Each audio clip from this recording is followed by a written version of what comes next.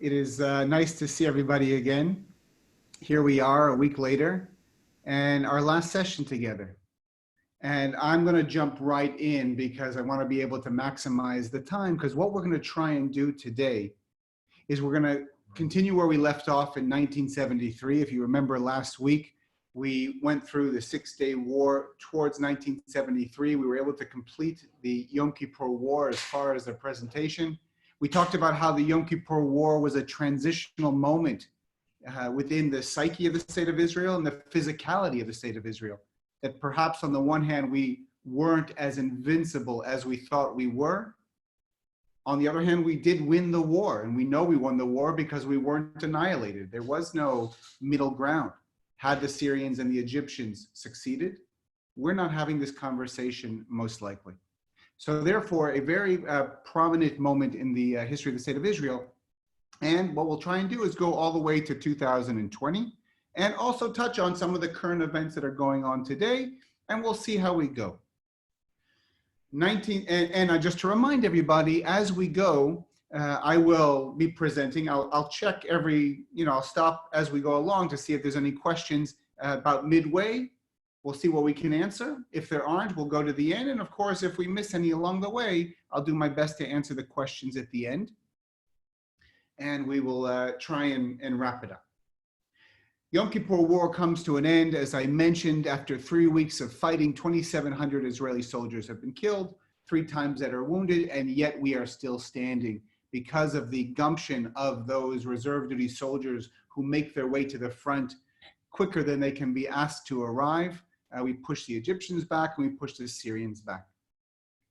When this happens, there are going to be changes. First of all, Golda Meir is going to step down. She will no longer lead the Labor Party, which had been in power since essentially the founding of the state, not to mention the beginning of the 20th century. The person to replace her at the head of the Labor Party in time for the elections that take place in 1974 will be Yitzhak Rabin.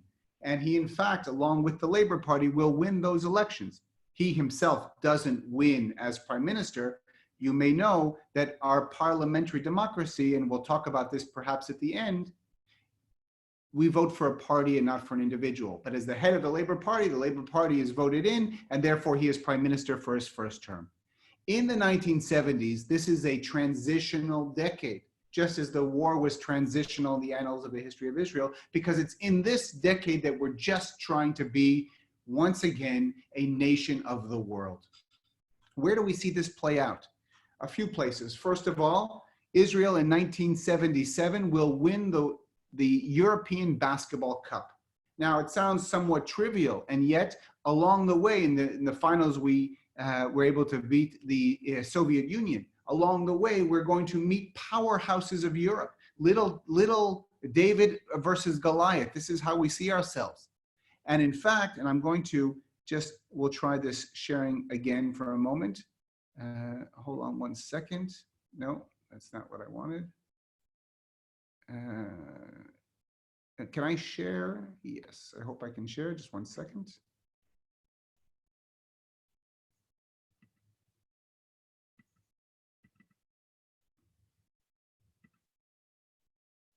All right, one moment. Just gonna do this.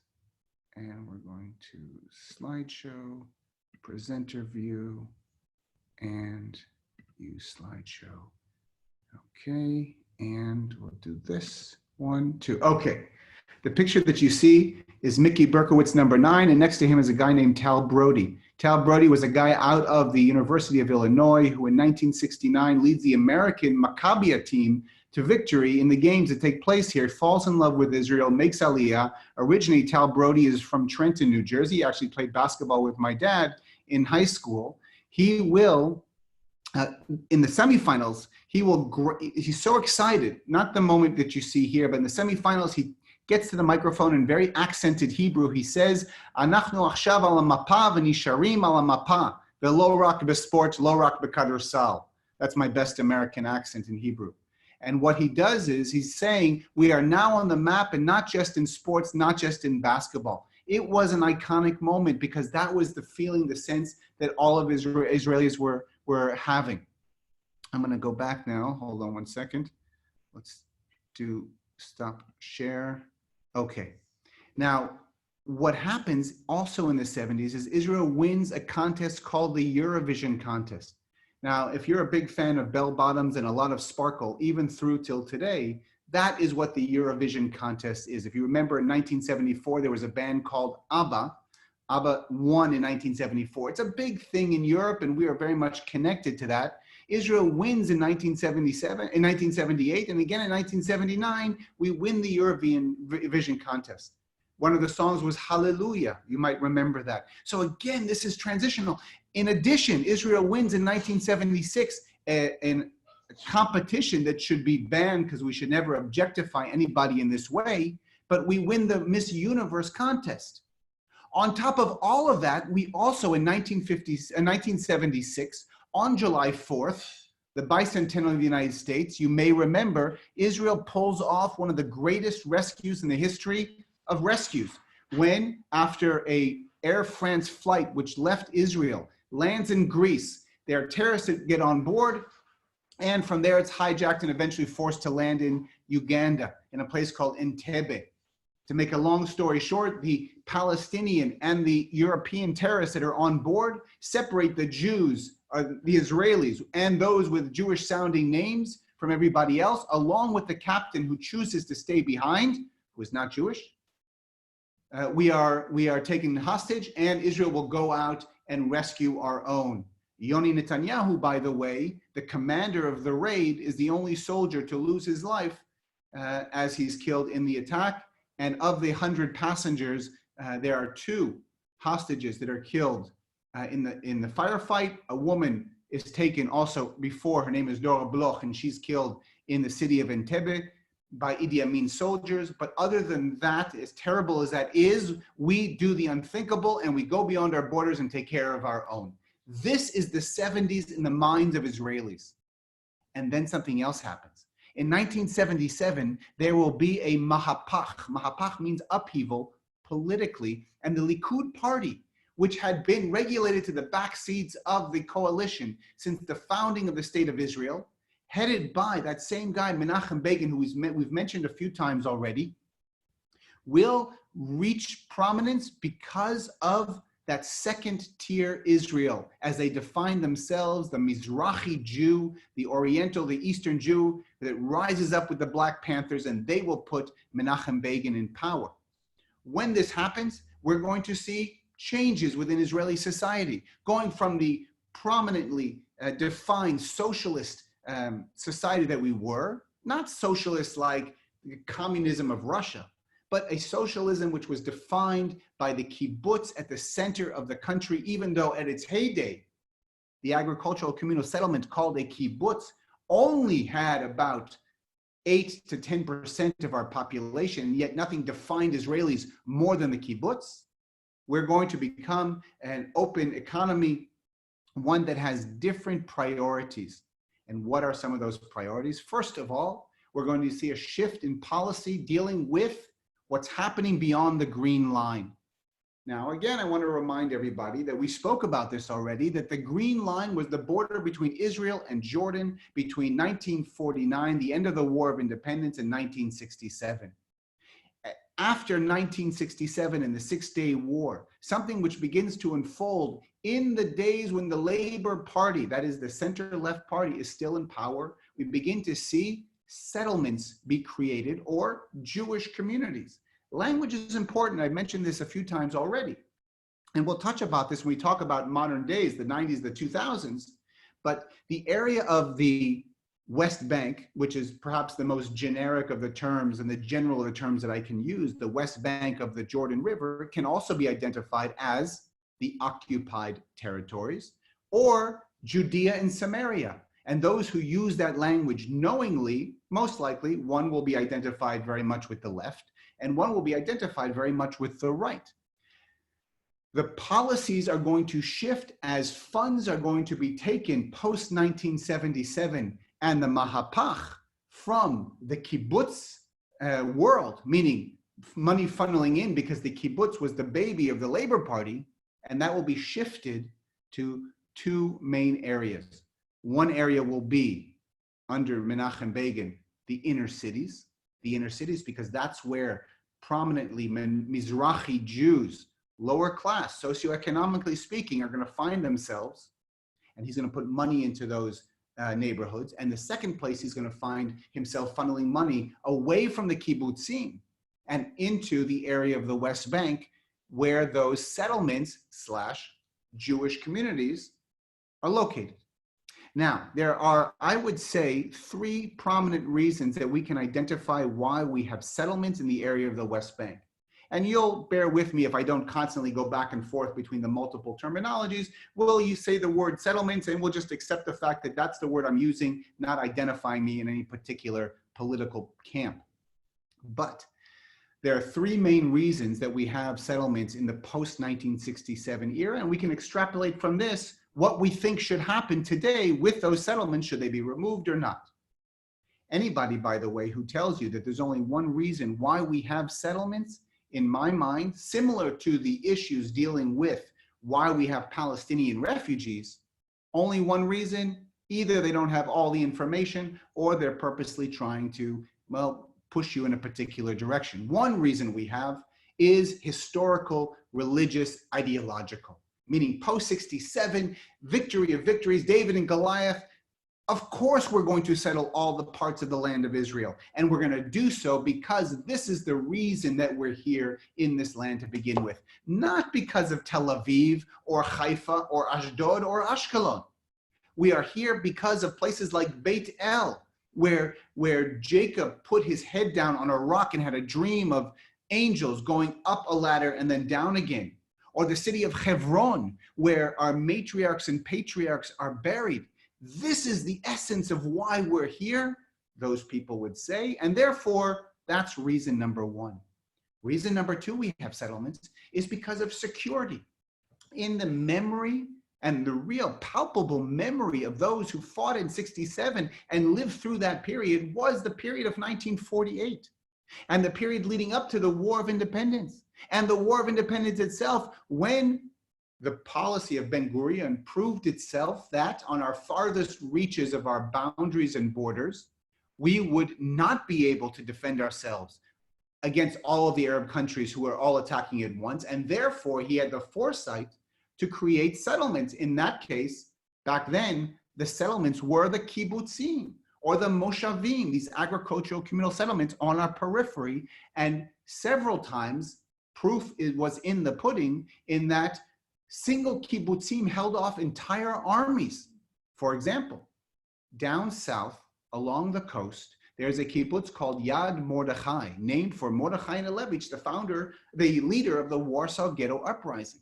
They hold off the Egyptian army for 8 nights while we're able to bring in reinforcements and dig our heels in deep south of Tel Aviv in a place called Ashdod.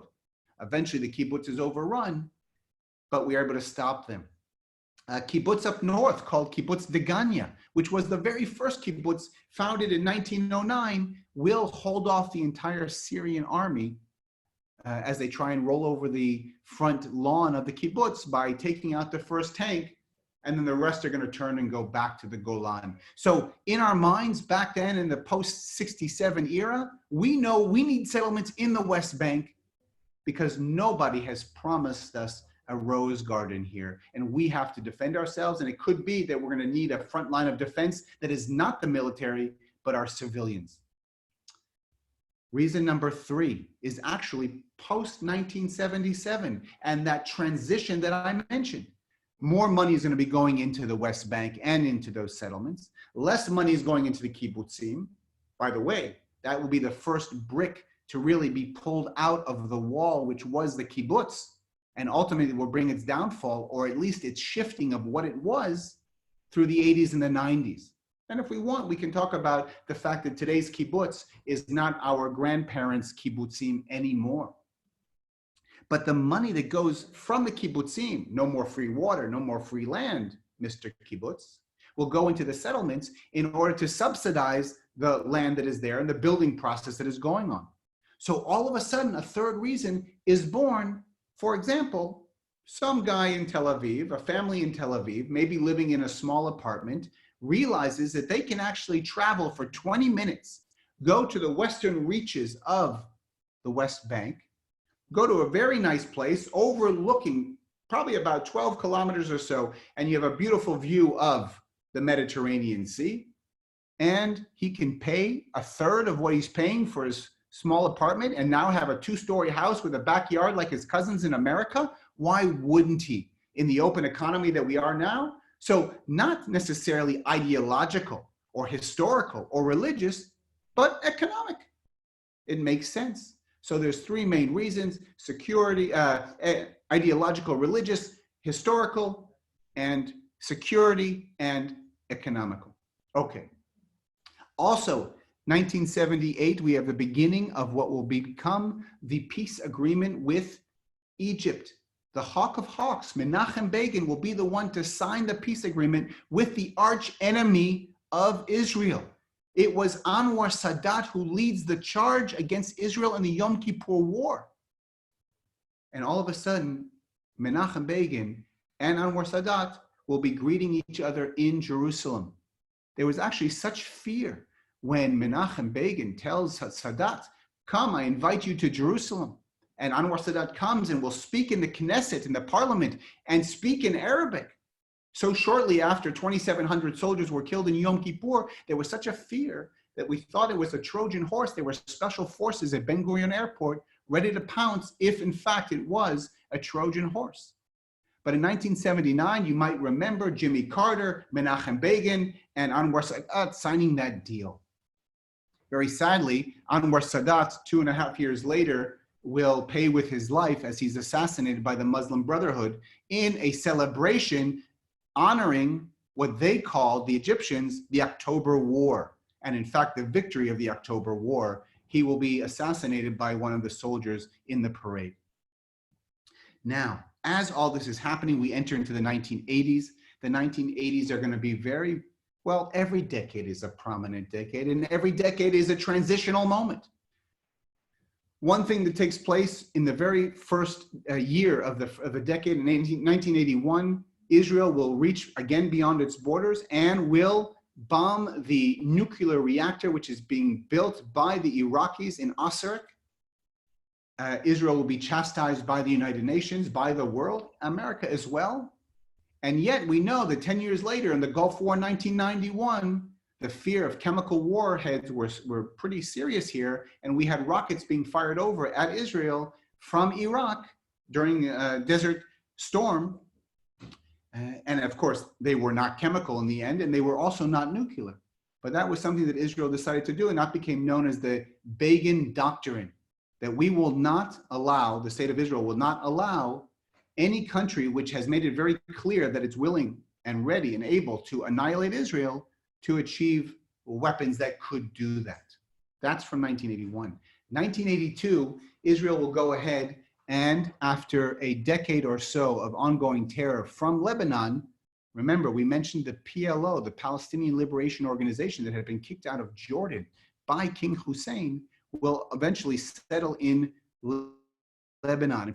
And again, I'm not going to get into a terrorism tour of what happened, but it was pretty bad. And some of you might have recollections of what was going on in those 70s. But in 1982, the Israeli ambassador to England, Shlomo Argov, will be shot by a Palestinian terrorist. He will be wounded critically and will be in a vegetative state all the way till his death in the early 2000s. But that is a catalyst which drives Israel into southern Lebanon and eventually all of Lebanon. And we make our way, we actually conquer the city of Beirut. Shortly into the war, the PLO will be ousted and they set up shop in Tunisia, and Israel will find itself literally and figuratively stuck in the mud of Lebanon. We will ultimately be in Lebanon from 82 until 2000. And around 1986, 87, Israel will actually pull out of most of Lebanon to an area known as the Southern Lebanese Security Zone. Now, I want to show you something briefly. I'll do the sharing again. Okay, and we're going to go from here to this. Now, as I'm speaking, you can read this song. This is a very well-known song in Israel called "I Have No Other Country," Ein Li Eretz Acheret, that was written by Ehud Manor. He has since passed away. He was a I would say, a songwriter laureate of the state of Israel. We have several of those, but he was one of them for sure. And he writes this in 1985 or 1986 at a time when Israel is really stuck in this civil war which is going on in Lebanon. It wasn't just the Lebanese against Israel. There is no such thing as a vacuum in Israel. So a few things are happening. One, the Hezbollah, a Shiite terrorist organization, as opposed to the PLO, which is a Sunni terrorist organization, is going to fill that void, will be a puppet of Iran, and they will begin attacks against Israel from the north. By the way, not just Israel. We also know of attacks that are happening against US Marines in Lebanon as well. And while this is happening, we know that the multiple ethnicities and religions that make up Lebanon, Christians and the Muslims are Sunnis and Shiites, and the Druze, it is an amalgam that is incomprehensible, and they are fighting each other, and Israel's in the middle of it. Many of us, by the way, between 82 and 2000, who were in combat units, spent much of our time in the mud looking north within Lebanese territory in that area called Southern Lebanon Security Zone, so that we would be stopping the terrorists coming in, not in the children's homes of the kibbutzim, but in Lebanese territory. But the poem, as you're reading it, I have no other country, even if my land is aflame. Just a word in Hebrew pierces my veins and my soul. With a painful body and a hungry heart, here is my home. I will not stay silent, because my country has changed her face. This is a poem, this is a song written, as I mentioned, by Ehud Manor, whose brother dies in the War of Attrition in 1969, which I had mentioned earlier, that war, not war, between 67 and 73. He also is embodying the feeling that was happening in Israel at the time. Up until then, the 80s, Israel found itself in what we called wars of no other choice, milchamot en brera. Here, there was a feeling that we didn't exactly know why we were in Lebanon. Now, again, I'm not stating whether we should have been or we shouldn't have been, but there was a real feeling for the first time. A movement called Peace Now is born in this era. And this is a sentiment which says, I have no other home. This is my place. I'm not going to give up, even if it's changed her face. Meaning I don't recognize this state anymore, is a feeling we're hearing out loud and verbalized for the first time. And that is perhaps an awakening or a coming of age or a maturation of a country that is beginning to be self-critical in a way that it's much more vocal than it had been in the past. Also in the 1980s, I'm going to get out of this stop sharing business for a second. There we go. Also in the 1980s, once again, Israel will reach beyond its borders to take care of its own. And in 1984, will conduct something that will be known as Operation Moses. Operation Moses was an attempt to reach out to the Jews who are living in Ethiopia. And because there was famine there and there was civil war there and there's anti-Semitism there, will go ahead in a secret mission. First of all, having Mossad agents make their way to the Jewish villages outside of Addis Ababa in the countryside, and getting those Jews to begin to march through the Sudanese desert. It was as we say, a bona fide exodus, an Ashkara exodus in modern times. And Jews marched for months through the Sudanese desert. Thousands lost their lives on this way, end up in refugee camps, and then in a secret mission will be flown to Israel. 7,500 Jews will make their way, and lots of millions of dollars will change hands with the Sudanese government and the Ethiopian government, funded by Israel, America, England, and a few other countries, until the Sudanese stop this whole mission. 7,500 Israelis will land, Jews will land in Israel, and once again, we change our demographics overnight. We did it in the 50s, in the 60s, in the 70s, and here in the 80s as well. And even though we're only talking about a very small percentage, we will begin to see that once again, while we reach out beyond our borders and say, fellow Jews and brothers and sisters, come, this is your home, we will help you, and you are part of this, but every mistake was made. And we'll talk more about that as we go. But this is groundbreaking. You should know, and maybe you do, Israel is the only country in the world, by the way, with all of its faults and challenges, and it's by far not perfect, the only country in the world that brought Africans from Africa not to be slaves. And that is profound. Okay, jumping ahead, 1987. In 87, we're going to find ourselves in what will be known as the first intifada. Intifada means uprising. And this uprising was literally, intifada in Arabic means a shaking off. And it was a movement from within the Palestinians since 1967.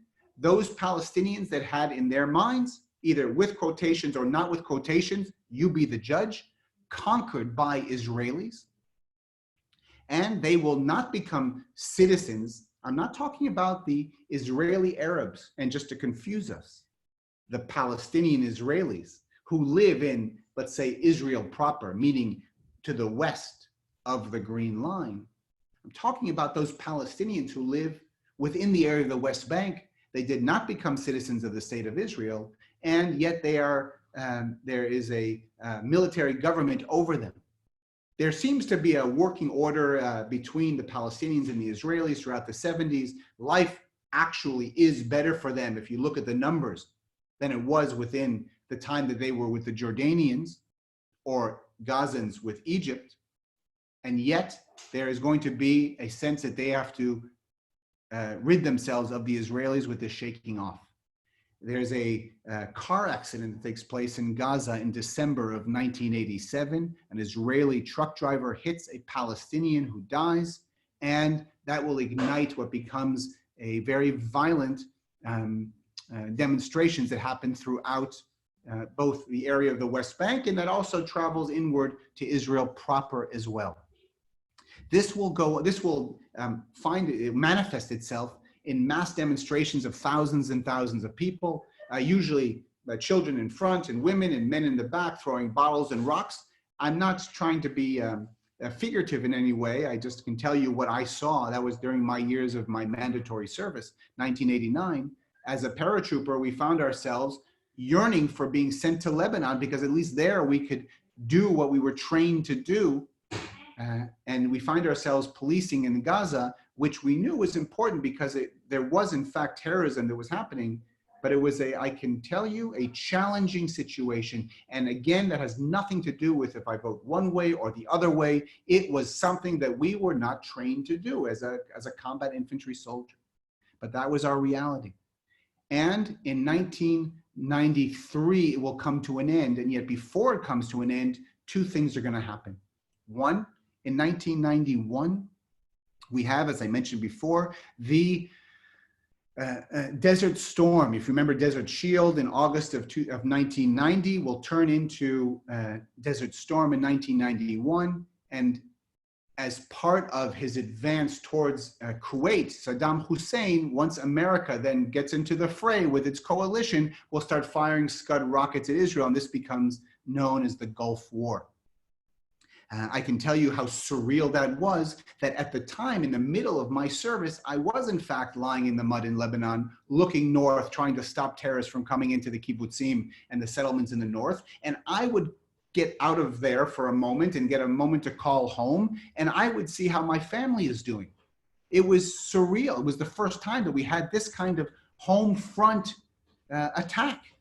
And sadly, it wouldn't be the end. But that was the reality. In the end of the Gulf War, something else will take place in which Israel will go ahead and once again send its agents to Ethiopia, again because of a civil war and anti-Semitism that's going on, and gather all of the Jews who are in the outlying, or many of the Jews in the outlying villages, to make their way towards Addis Ababa, the capital.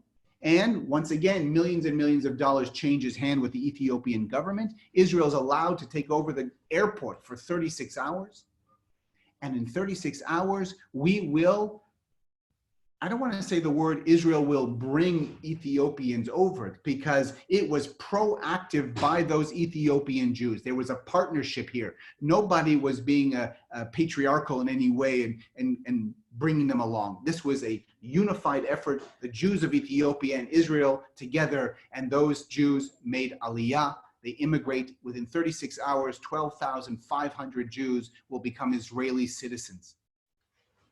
Now, that transition, once again, not enough to really shake the foundations of our demographics, but we will transition into a world where there are more Ethiopians in Israel who become Israeli citizens.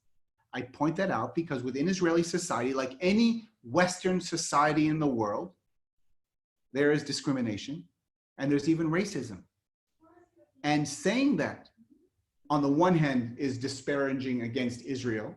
On the other hand, it has to be clear that Israel is not a fairy tale land, that this is a living and breathing place where real mistakes are made. However, there are incredible heights to which we have achieved.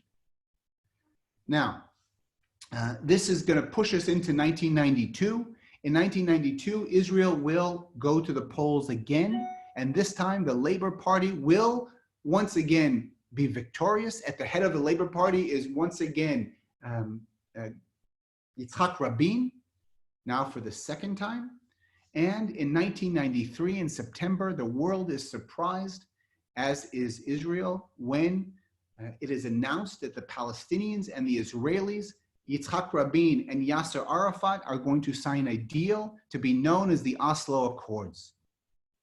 Now, I'm going to stop for a moment, see if there's any questions here. This is from last time, I think. What are the white papers? We had mentioned that the white papers, I'm just going to answer whoever wrote that just now. The white papers were those documents that were the restrictions that were placed by the British during the Mandate period on Jewish immigration and Jewish land purchase. And it was their way of having an even-handed policy, which, of course, with the quotations, hopefully it's clear, it wasn't even-handed in any way. Jumping back into to our story, 1993, oh, let me just share the screen here so I can show you something.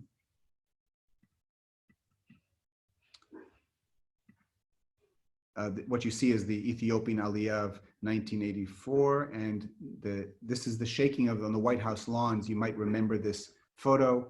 And what you're looking at now is a map that is the basis, or this is the outcome of the negotiations, and essentially takes the area of the West Bank and divides it into three parts: areas A, areas B, and areas C. Areas A would be areas in which the Palestinians would be in control of their security and their civil matters. Areas B would be areas in which the Israelis would be in charge of security, but the Palestinians would be in charge of their civil matters. And area C would be areas where the Israelis would be in charge both of security and civil matters. These, you can see the map and the division of the areas.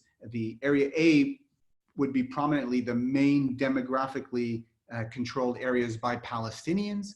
And then there'll be that overlap. And then in areas which was prominently Jewish and Israeli, that would become areas C. Now, as this is happening, and we move forward between 1993, when this becomes apparent to the world that this is, and there's, of course, also settlements in the Gaza Strip, and maybe we can come back to the Gaza Strip a little bit later. Now, this map that you see here, the ultimate goal was in 1998, there would be stages and ultimately lead to a Palestinian state. There were questions that were still not on the table when these negotiations began, which had to do with the right of return for Palestinian refugees and the division of the city of Jerusalem. These are two prominent topics that were sidestepped. Ultimately, what happens as we begin to move forward with negotiations in 1993, the terrorist organization that was born out of the first Intifada, that is actually born in Gaza, and as opposed to the PLO, which had been a terrorist organization and been the most prominent one, hijacking and blowing up planes in the late 60s and in the 70s, not to mention the attacks specifically against Israel from the north, was a Sunni terrorist organization that was secular based. The Hamas will be a Sunni terrorist organization that is religiously based. And during this period of 1993 through 1995, we begin to see something that we hadn't really had before, and those are the suicide bombings that take place. There had been before, but really this becomes the weapon of choice, it seems, and some of you who were either traveling here at the time or had family and relatives or followed along know that it was a challenging time. The first suicide bombing took place in October of 1994 when the first bus went up. And I'll tell you the truth, we all have our stories of near misses. And I'm not just talking about Jewish Israelis, Arab Israelis as well. So this affected all of us. And yet they move forward with these negotiations. In 1995 will be another transitional moment. I would say perhaps on par with the signing of the Declaration of Independence and even Mount Sinai itself, however you understand that moment of Mount Sinai to be. I'm going to just get out of this map for a second. Okay. The moment is November 4th, 1995. And on November 4th, 1995, there's a rally in Tel Aviv. And the rally is in support of Yitzhak Rabin and Shimon Peres, who had been the minister, the foreign minister, partners in this endeavor to try and sign a peace agreement. In the Kings of Israel Square in 1995 in Tel Aviv, right in front of City Hall of Tel Aviv, about 200,000 or so, depending on who you ask, people are in the crowd. Roads are blocked off. It is an incredible moment. There are dignitaries and there are musicians and celebrities on the stage with the politicians. They sing songs like Shir L'Shalom, a song of peace, and it is quite a moment. At the end of the rally, this is Saturday evening after Shabbat is over, the entourage begins to make their way behind the stage and make their way to where the cars are. And as Shimon Peres stops and looks out and takes it all in, then gets into his car and drives off, then Rabin will come down the stairs. And when he does, it will be that moment which will define that Israel, like at Sinai or in 48, Israel was a different people before the events of November 4th, 1995, and a different people after the events. And I'm referring, of course, to the assassination of Yitzhak Rabin at the hands of a Jewish terrorist by the name of Yigal Amir. Now, I will be honest and tell you that that moment, and at the time I had been post-army, pre-married, pre-kids, just started university, post-travels around the world. And it was a moment where my generation at that time was ready to give back the keys and say, thank you very much. We're done. This is not the place where I'm going to have a family. This is not the place that represents who I am. And this is not the place where I can still see as my home. Now, I will say also that fortunately, many of us changed our minds and realized that we have to be here and live here in order to change and to create the country that we once again can be proud of.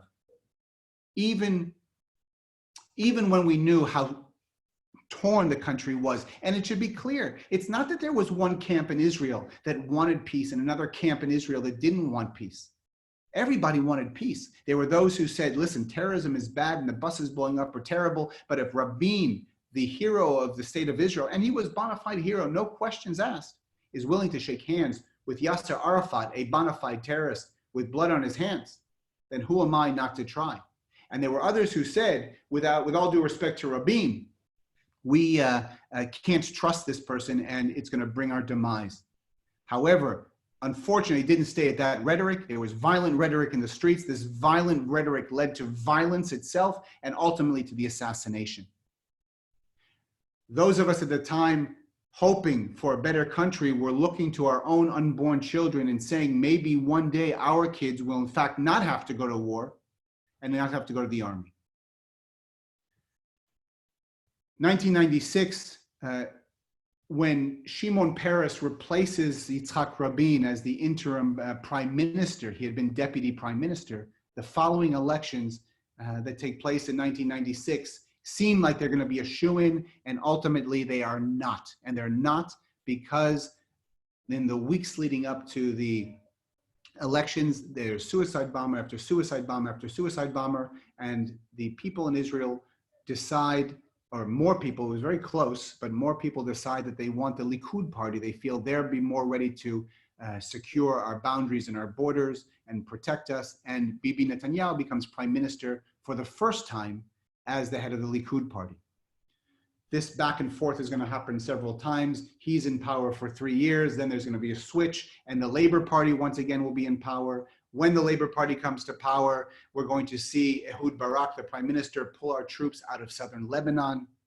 This is at a time where we begin to see the same bubble you're seeing in America before 9/11, this bubble which is going to really engulf the notion of a startup nation. We have no oil here. We have very little resources aside from the natural gas, which we've recently discovered. We have a lot of rocks. We have human resource. And there's a reason why this, you might have read the book by Dan Senior called Startup Nation, and the embodiment of that was coming forth. And a lot of newfound money was happening and companies that really engulfed our economy. In 2000, we pull out of Lebanon, rockets will follow, and the Hezbollah will continue to bombard Israel, even though we've pulled out of southern Lebanon.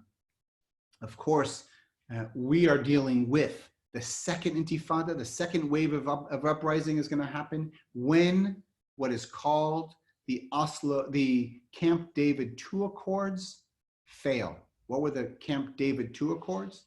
It's when Ehud Barak and Bill Clinton and Yasser Arafat meet together at Camp David, and it seems as if there's going to be an agreement. About 93% of the area of the West Bank is offered to Yasser Arafat and the Palestinians. And according to Bill Clinton, the reason that this negotiation fell apart was because Yasser Arafat rejected what they had behind closed doors agreed upon. Whatever the case may have been, this is in the summer of 2000. By October of 2000, we will be in the midst of what is called the second intifada, the second uprising. This will be much more deadly, both for Israelis and for Palestinians. This will lead us until the year 2005. In 2005, Israel will pull its settlers out of the Gaza Strip. You know what? I'm going to pass on the maps for now, just so we can move forward. Gaza had 7,500 Israeli citizens that were living in settlements or Jewish communities since 1967. Israel makes a decision, and what's interesting, I think, is to know that the prime minister at the time was Ariel Sharon. Ariel Sharon was at least as much, if not more, a hawk than Menachem Begin was. And he goes ahead, as opposed to the platform on which he was elected to power by his constituents, goes against that and actually removes Israeli citizens from the Gaza Strip. This is a very challenging time for Israeli society, soldier against civilian, and as you know, we are one and the same. There's no shots that are fired, there's no violence, it is passive resistance, and yet it is a very difficult time. Ultimately, at the end of this summer, all of the settlements are removed. Sadly, we know that while this won't be the beginning of those rockets that are fired indiscriminately into Israel, this is going to be a huge wave. And it happens primarily because if this happens in 2005, in 2006, there'll be elections in the Gaza Strip. And the elections in the Gaza Strip will see to it that a vast majority are going to vote, not for the PA or the Palestinian Authority, which had once been the PLO, but rather for Hamas. And when Hamas is elected, the PA refuses to leave its posts and its offices, and there'll be a violent overthrow of Hamas against the PA, meaning there's no love lost between the Hamas and the Palestinian Authority. It is violent like nobody's business. The bottom line is, from 2007, we have a prominent Hamas leadership that has made decisions that entail continuing to fire rockets against Israel. This is in 2005, 2000, all the way through to where we are today. A few things are going to happen. First of all, we see a shattering of our political system. Not that our parliamentary democracy will no longer be how we vote and how we elect our officials, but there's going to be a moment where both the left wing and the right wing in Israel wake up and realize that they had been lied to.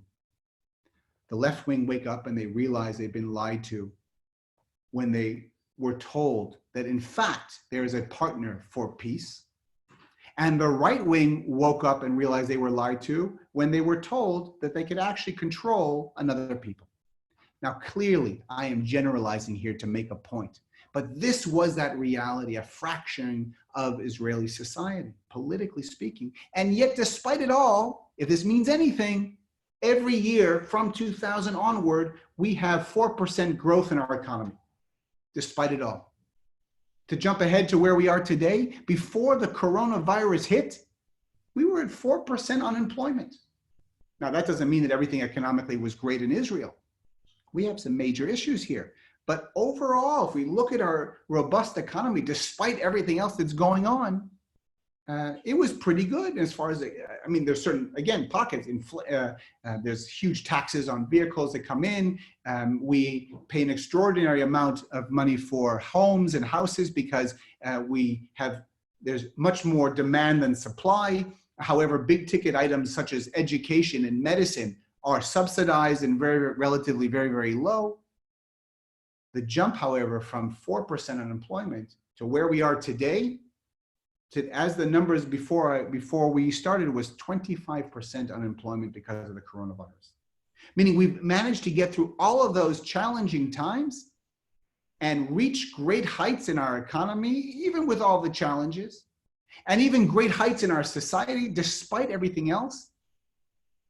And this is an unprecedented reality that we're dealing with right now. As far as the general situation that Israel finds itself in, there's a few areas where we find ourselves in a current events reality. One area is our borders. The borders of Israel. We have Lebanon in the north. We have Syria in the northeast. Jordan we have peace with since 1994. It was signed between Yitzhak Rabin and King Hussein, who had been arch enemies, and yet was a heartfelt friendship and mutual respect when they signed this deal. Egypt, we have peace. I mentioned that already. All of this is very important for Israel to recognize that what happens in those countries directly also is going to ultimately affect Israel. And the world war, which is unfolding in Syria since March of 2011, which started as a grassroots uprising taking place in, I'll just show you this for a moment. I'm just going to move ahead here. You can see here in Syria, I'm just going to do one more. There we go. The grassroots rebellion that started in Syria in March of 2011 that had nothing to do with Israel. It was the majority of the population of Syria. There were 22 million people living in Syria in March of 2011. The majority were Sunni Muslims, lower class peasants, farmers, rising up against the Shiite minority leadership of Bashar al-Assad. Actually, Assad was an Alawite, but his father converted to Shiite. Doesn't matter. But there was a pumping of water. There was a mismanagement of funds and of water and agriculture, and they had enough. This ultimately will lead to a civil war between Sunnis and Shiites. The Syrians are going to bring in the heavy hitters, that is Iran and their advisors and the National Guard of Iran, because Iran sees Syria as a linchpin in its desire to reach its rightful place as the leader of the Muslim world, as the Shiite leadership that they are. And there's really bad beef between the Shiites and the Sunnis that goes back 1,300 years. And Syria was that linchpin, that if Syria falls, then the whole plan that Iran had put into place since 1979 and the overthrow of the Shah, starting with the chess pieces. Interesting enough, chess was invented in Persia, and the chess pieces that Iran was putting into place, first with Hezbollah, the Shiite terrorist organization attacking Israel from Lebanon, and then with the Hamas, a Sunni terrorist organization from Gaza. We're going to see that despite the bad blood, Iran would unify the Muslims against the common enemy, the big Satan America and the little Satan Israel. Iran is going to ensure that Syria doesn't fall. However, not to be outdone, the Sunnis of Syria would then bring in people like Al-Qaeda, who are also Sunnis, to fight against the Iranians. Now, not to be outdone, the Iranians are going to bring in Hezbollah to attack the Al-Qaeda. And within all of this, we have the brave Kurds who are being left to their own devices against the Turks. Israel has to decide, how is it going to respond? What is it going to do? So that's what I mean by what happens in these countries also will very much affect Israel. I'm going to go ahead. The picture that you see right now, I'm going to add two other pieces. I don't know if Ari is still there, but if we went maybe 5 or 6 minutes over, would that be okay? You have a little bit more time? Is that a nod? It's our last program. We have time. No one's going anywhere. Excellent, great.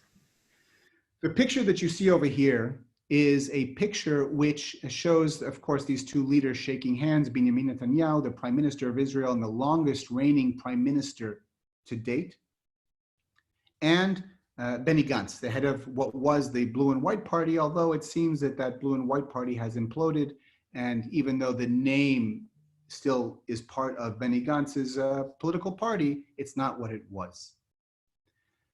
This reality, I'm not going to actually talk too much about it because the truth is I have nothing to report other than what you've probably followed in the news over the last few days, where there seems to have, last week actually, where there was a shift in the negotiations in which it seemed that because of the coronavirus, Benny Gantz was willing to neglect some of the campaign promises he had made as the head of the central left party, Blue and White.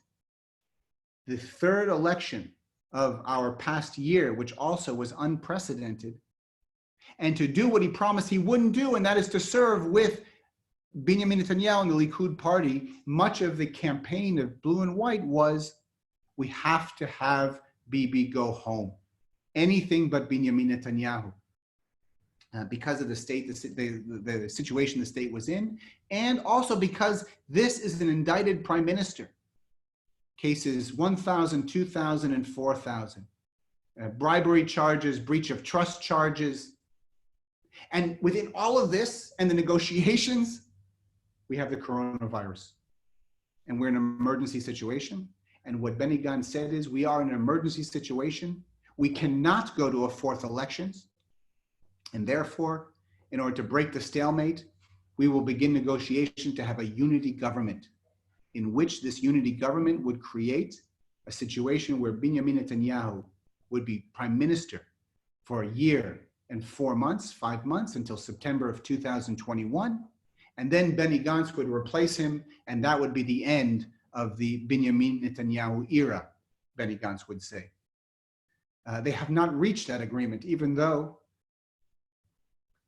Benny Gantz has pulled away from his own political party and said, I'm going to go ahead and do this. Who's with me? He brought about 15 of his 33 MKs, members of Knesset, that were elected as part of our past elections. And just to remind everybody, our elections are different than yours, your presidential system. We have a situation which is actually, most democracies in the world are like the one that Israel has and not like the one that America has. And that we have this parliamentary democracy in which we vote for a political party. We have only one district throughout the entire country. It's one district. And when we go to the polls, there's no names on any ballots. Once those elections take place, we don't have the following day, we don't know who is prime minister in the same way that you know who is president the following morning. Within, you know exactly that that happens in November, and then in January, there's going to be inauguration, and you're going to go for 4 years straight. But the elections here are only the first round of the ultimate voting process that takes place, or the electoral process that takes place. And the one real political role that our president has, today our president is Uri Rivlin. Presidents are mostly a figurehead here in Israel, not dissimilar than the Queen of England. The one political role is for the president to decide in the aftermath of the elections, once the dust settles and we see how many seats in our parliament, in the Knesset, each political party has. and I'll just put in parentheses, the way our political parties receive seats in the Knesset has to do with, of course, how many votes they received. And then we have something called the threshold. And the threshold is 3.2% of the election, meaning if you received 3.2% of the votes, you automatically enter into the parliament, into the Knesset, with 4 seats.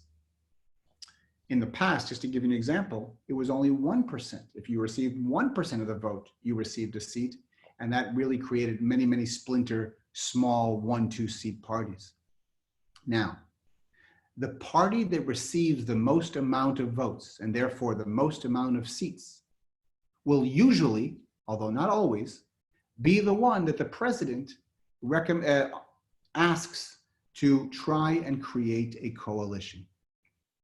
Creating this coalition, that head of the largest political party, as it were, at the end of the elections, will have a month. And their job is to go ahead and create a coalition, because we've never had a situation where any single political party in Israel received 61 seats of our 120 seats in our parliament, and therefore coalitions need to be made as different parties come together, and it's a lot of horse trading. If in America, and you have a presidential system with a president that, again, I'm not going to get into your American politics, I'll talk about what you learn in civics, is that you have a president that leads, is a leader. Here in Israel, our prime minister, and again, I'm not getting into politics, needs to be much more of a manager in trying to bring all these people together. Now, some might say that one system is better than the other system. Each one has its own merits, and it could be that each one suits its particular society as it should. In our particular case, we see that if in other countries, if somebody receives 49% of the vote, generally speaking, but 49% of the vote, they're the loser of the elections. In Israel, you can have 4% of the vote and still be a player for your constituents. But that also creates the headache that we're in now, and also the headache of having 3 elections within a year, because at the end of those first attempt by one, and then the attempt by the other, a second person to try and create a coalition, all of this led to stalemates, both in our first election exactly a year ago, a little bit less than a year ago, March of 2019, then in September of 2019, and then again, here we are in March. Chances are that they will not reach an agreement on the unity government, meaning the negotiations include how many ministers will the blue and white party receive? Who's going to be in charge? Who will be the speaker of the parliament, of the Knesset? I mean, what are certain policies that are going to need to be amended and adapted if the Likud party thinks this way and blue and white thinks this way? As of our session, there had not been an agreement. Whether one happens before Pesach or not, Passover or not, remains to be seen. But according to analysts, no one is holding their breath. I'm going to end actually with, hold on one second. Let me just get out of this. Oh, hold on. You know what? I'm going to open up to questions, and then I will do my little closure here. But ultimately, as we look at the span of Israeli history and we see these transitional moments, hopefully we walk away recognizing that things aren't perfect, and yet we've reached great heights, and yet we know that there's challenges and things aren't black and white. And there's clearly much more that I didn't share, but I think for now, I think that's a mouthful, and we can open up to any questions. Right, Ari, would you like to unmute and let people ask? No, I mean, I will let people ask, but I have a different system. We'll try. If you have a question, you can either do one of two things. You can put it into the chat so I can see what the questions are, and then I'll unmute people to ask their questions, or you can raise your hand if it's too long of a question, and I'll unmute you in order. But I have a first question to start with, and it's going back to Oslo Accord. So who exactly was blowing up the buses, and what was their relationship to the PLO? And what was their relationship, what did they try to do with regard to that? Because it's very confusing to me still as to who was trying to oppose the peace process at that time, which we all remember. Sure.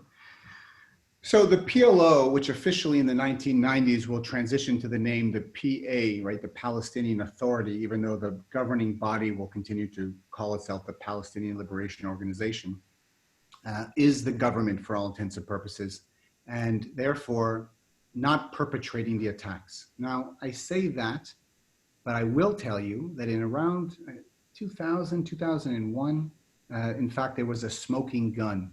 And the smoking gun that was discovered was a ship called the Karine A, which was bringing supposedly supplies and food and I think it was agricultural tools and such, and in fact was weapons. And on the documents that were discovered on the ship was in fact Yasser Arafat's signature as a means of bolstering up that second intifada. And there was a group within the PA called the Tanzim, and the Tanzim were bona fide terrorists under the tutelage and the leadership of the Palestinian Liberation Organization. However, in the 1990s, in those early years of, I mentioned 1994 and moving onward, the primary attackers was Hamas out of Gaza, starting to set up cells also in the West Bank, but primarily out of Gaza. And that will ultimately lead to a fence that's going to go around Gaza in 1997 or 1998. That's who it is. That's who they are. And as far as whether or not Yasser Arafat could be trusted, again, it could be that hindsight is 2020. It seems as if, on the one hand, you had those in Israeli society that were saying Yitzhak Rabin is blind. He doesn't see what's right in front of him. And on the other hand, you have those who say Rabin has the tenacity, the grit to understand that this is painful, but we have to continue moving forward because the Palestinians are here to stay. And as he said in his acceptance of the Nobel Prize, the Peace Prize that he got, along with Shimon Peres and also with Yasser Arafat, he says, one makes peace with their enemies and not with their friends.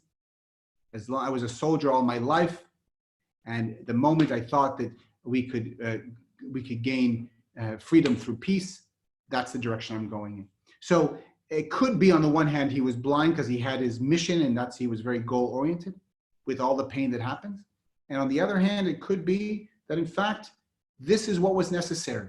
And as a soldier and a commander, he understands that there's going to be people, and this is a harsh thing I'm about to say, are going to lose their lives, but the greater good is going to be the ultimate goal where our children will not have to continue to go to war. And what becomes clear is that even when Yasser Arafat was saying in English, we are here for peace of the brave, in Arabic, he was saying, we are all shaheeds, we are all martyrs for Jerusalem. Now, again, that statement has nothing to do with whether we think all the Palestinians are this or all the Palestinians are that, in the same way that Yigal Amir doesn't represent all of the Israelis. Anyway, so that's an answer. Okay. And jumping to contemporary issues, Lenore, you had a question. Do you still want to ask your question? I can unmute you. I think I can unmute you.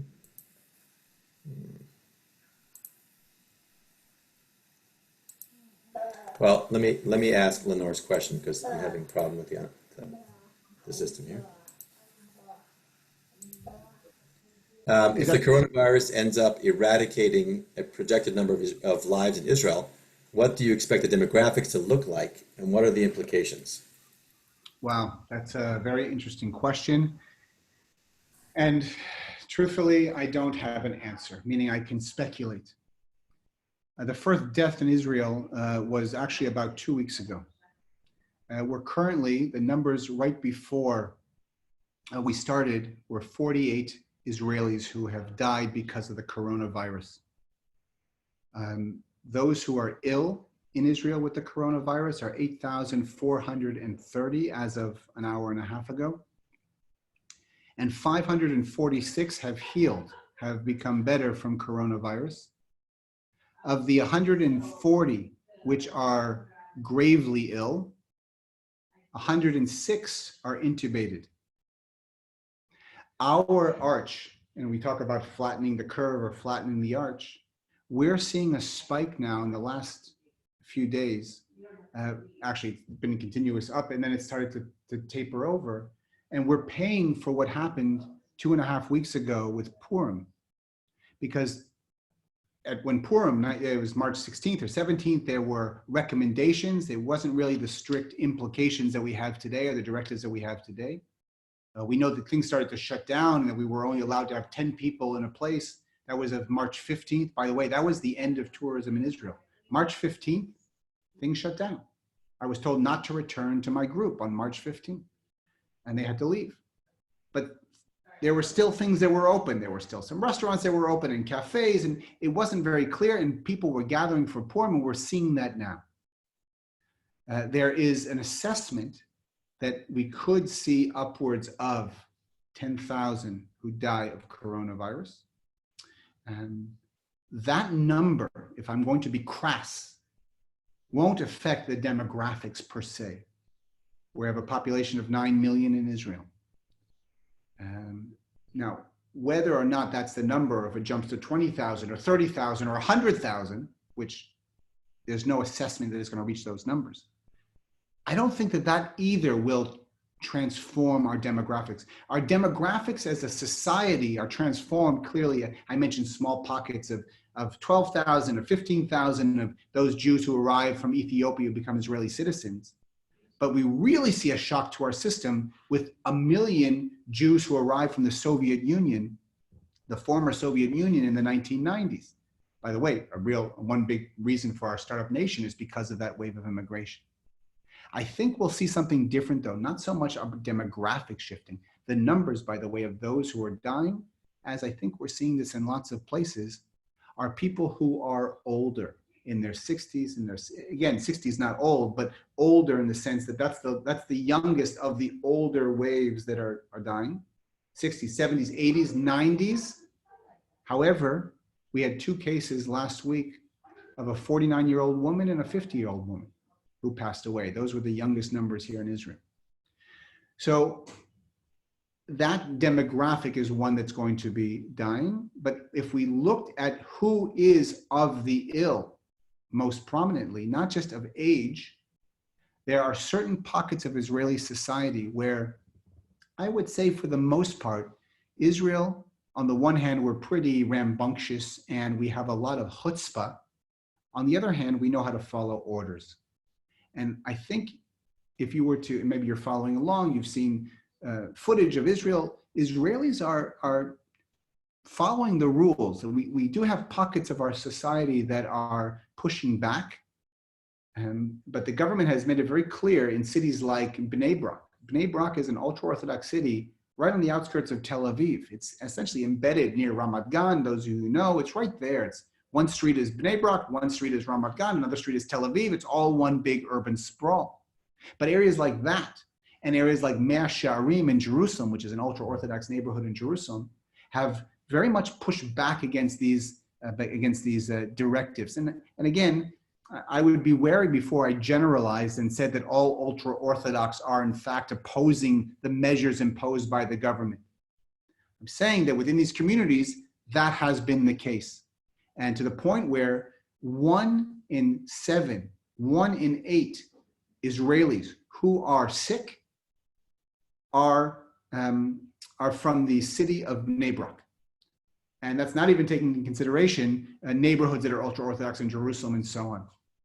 So that we have a very large percentage of those who are ill who are ultra-Orthodox. So if anything, we may see, God forbid, we shouldn't continue and have higher numbers in deaths.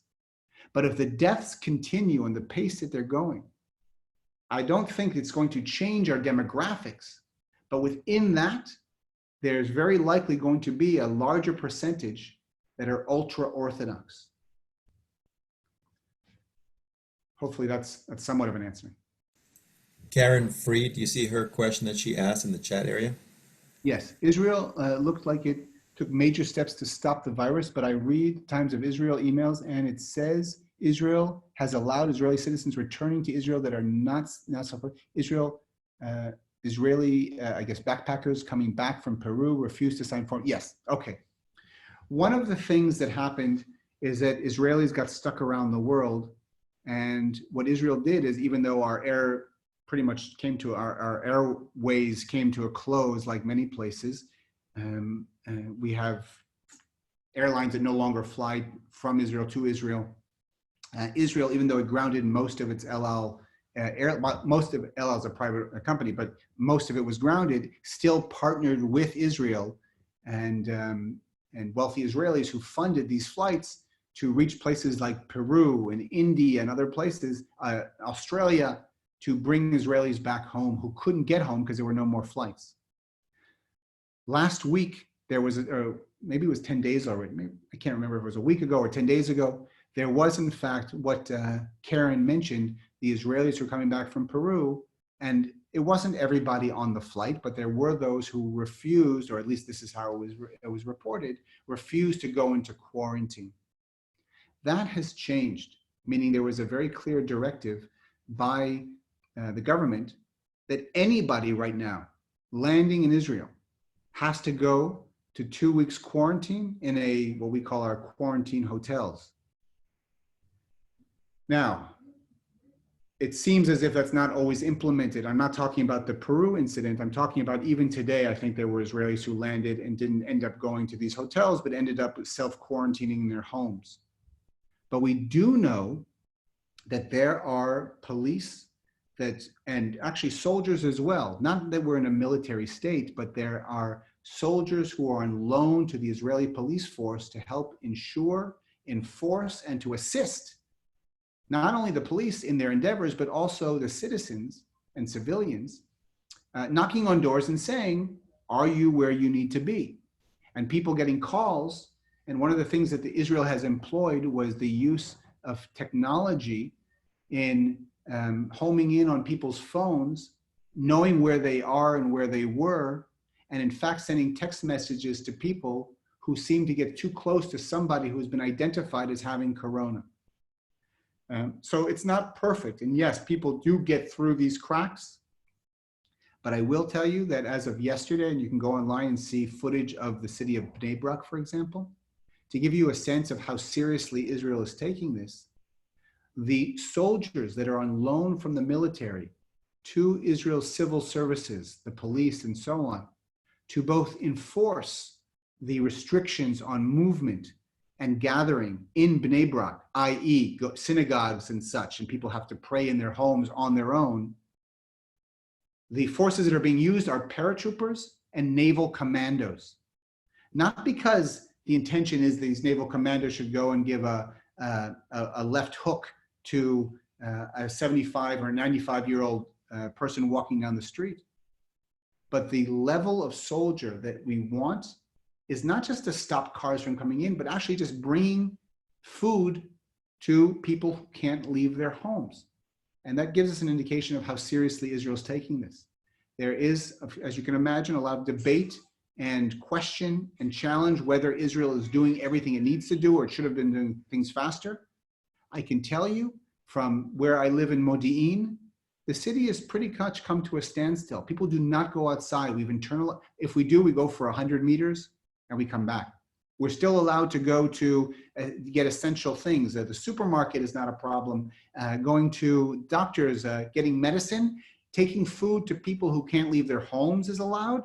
Demonstrations against the government is allowed. But essentially, that's it. There's still about 20% of the population who is going to physically be in their workspace.